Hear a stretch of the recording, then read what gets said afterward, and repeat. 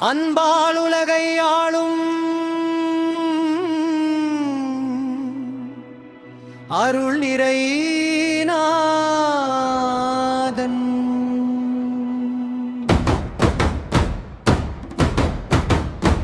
இளம் போற்றுமையா வைகுண்டநாதன் துன்பம் நீக்கி இன்பம் தந்து துயரகற்றும் மாலன் தூய தர்ம நிலைக்க வந்து தோன்றிய மும்மூர்த்தி கலியுக இருளை களைந்து ஒளியாய் விளங்கி காணும் உயிர் எல்லாம் கலந்து இருக்கும் நாராயணர் நல்லோர் வாழ்வு நலம் பெற நாளும் அருள் புரிந்து